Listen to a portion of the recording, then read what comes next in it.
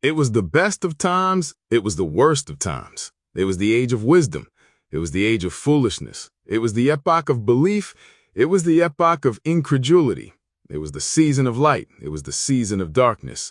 It was the spring of hope, it was the winter of despair.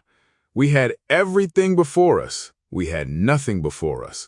We were all going direct to heaven, we were all going direct the other way. In short, the period was so far like the present period that some of its noisiest authorities insisted on its being received for good or for evil in the superlative degree of comparison only.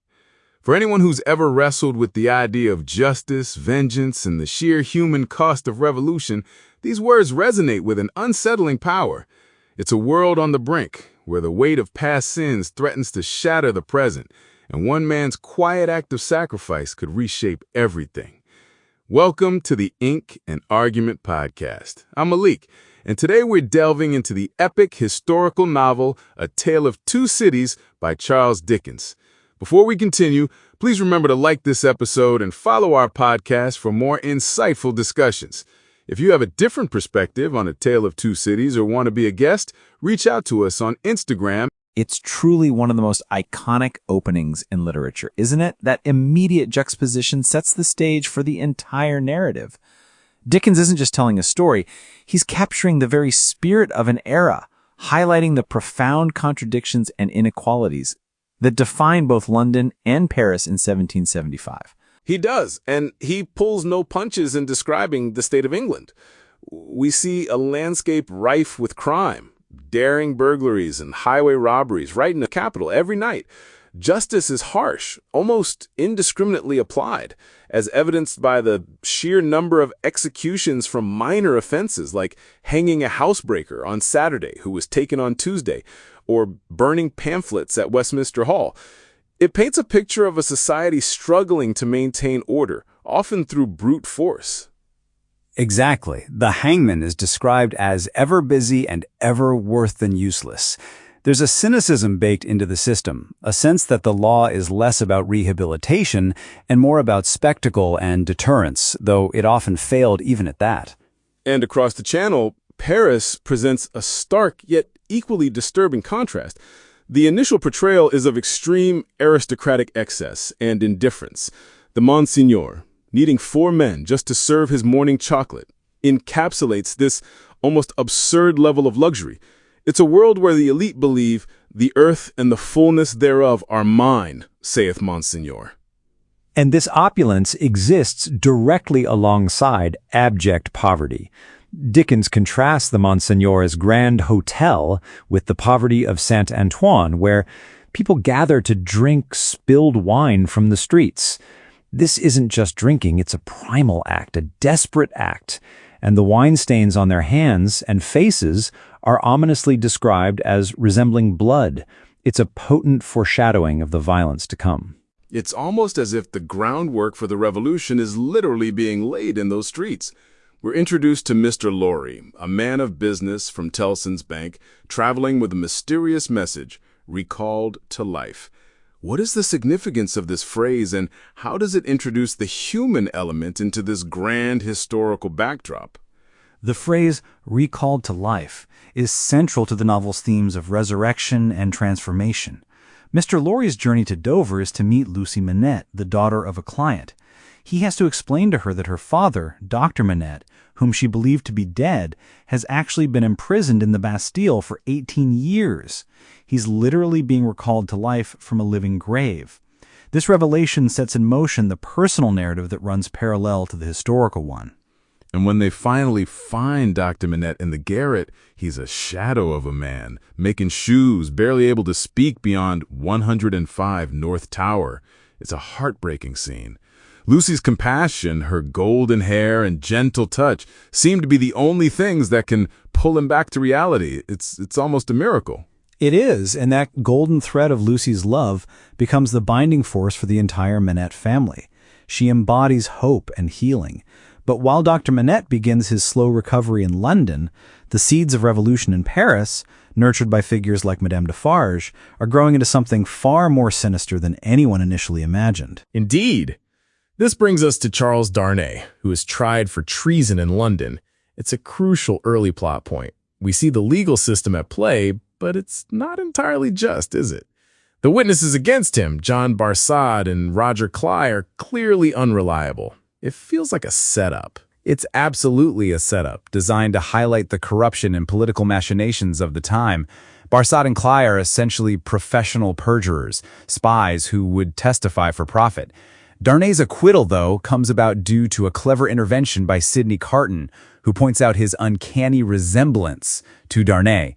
This introduces a pivotal dynamic between the two men.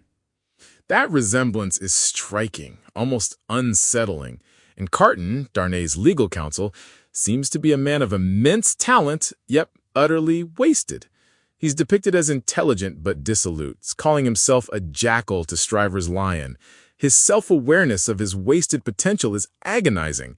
He declares, "I care for no man on earth, and no man on earth cares for me." Before we continue, please remember to like this episode and follow our podcast for more insightful discussions. If you have a different perspective on A Tale of Two Cities or want to be a guest, reach out to us on Instagram, Ink and Argument Podcast. We'd love to hear from you. Carton's character arc is fascinating. He's introduced as a cynical alcoholic lawyer, but he possesses a deep, unrequited love for Lucy. His self-awareness of his wasted potential is agonizing, and his declaration to Lucy that he would do anything for you and for any dear to you is the first real hint of his ultimate sacrifice. And as this personal drama unfolds, the political situation in France rapidly deteriorates. We see the Marquis's complete disdain for the common people, running over a child with his carriage and simply throwing a coin to the grieving father.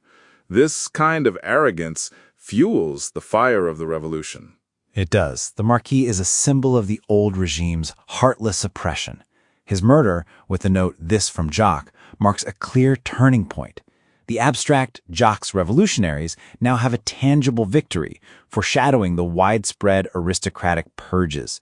It's a grim satisfaction for the suffering populace. Which leads directly to Charles Darnay's decision to return to France. Despite the extreme danger and Mr. Lorry's sensible warnings, Darnay feels a moral obligation to help Gabelle, his former servant.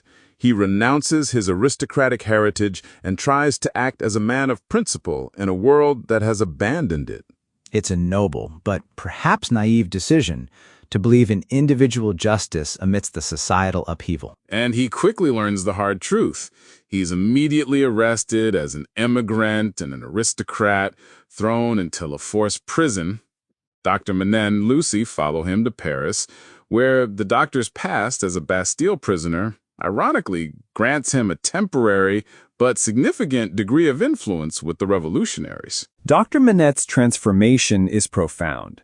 The trauma of his imprisonment, which had almost destroyed him, now paradoxically gives him authority. He is seen as a symbol of their suffering, and for a time, this protects Darnay. He uses his status to inspect prisons, even La Force, bringing some comfort and reassurance to Lucy. But the power of the revolution is a fickle thing. Darnay is eventually re-denounced, and this time the denunciation comes from multiple sources, including the Defarges, and shockingly, Dr. Manette himself. This is revealed through the reading of Manette's prison letter, a harrowing account of the Evermond family's atrocities against a peasant family.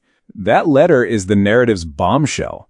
It retroactively justifies Madame Defarge's implacable hatred. Her family was the one destroyed by the Evermond brothers. The letter details the rape of the sister, the murder of her husband and brother, and the doctor's own subsequent wrongful imprisonment. This makes Darnay's fate seem inescapable, a grim karmic retribution.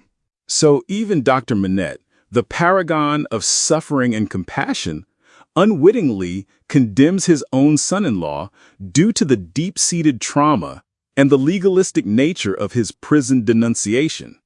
It's a tragic irony, revealing how easily even good intentions can be twisted in such a chaotic environment. It underscores the pervasive nature of injustice and the long memory of vengeance in this revolutionary period.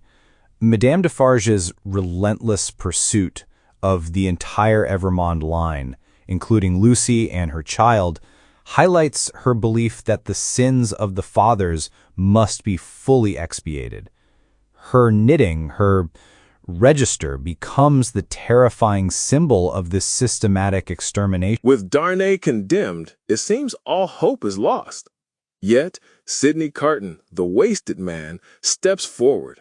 He uses his resemblance to Darnay and his leverage over Barsad, the spy, to orchestrate an impossible swap. It's an act of profound self-sacrifice. But is it an act of redemption or merely a final, despairing gesture? For Carton, it's absolutely redemption. He has lived a life he considered worthless, and this is his opportunity for meaning. His love for Lucy, though unrequited, is so pure that he gives his life for her happiness and for the life of the man she loves. His final thoughts, "I am the resurrection and the life, and it is a far, far better thing that I do than I have ever done," signify his spiritual rebirth through sacrifice. But at what cost? While Carton is being led to the guillotine, Miss Pross, Lucy's fiercely loyal governess, confronts Madame Defarge. This is a dramatic showdown, a clash between English loyalty and French revolutionary vengeance, culminating in Madame Defarge's death and Miss Pross's deafness. It's a battle of love against hate. Miss Pross, despite her eccentricities, embodies selfless devotion. Madame Defarge, though driven by legitimate grievances, has become consumed by vengeance, losing all humanity.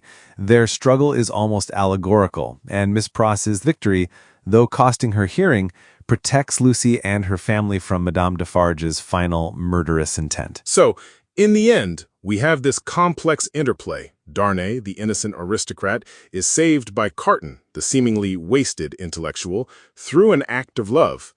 But this is set against the backdrop of a revolution born from genuine injustice, where the thirst for vengeance ultimately consumes many, even those who began with noble intentions. Precisely. Dickens explores the idea that unchecked vengeance, even when stemming from profound suffering, can become as tyrannical as the oppression it seeks to overthrow. Carton's sacrifice, therefore, isn't just about saving an individual.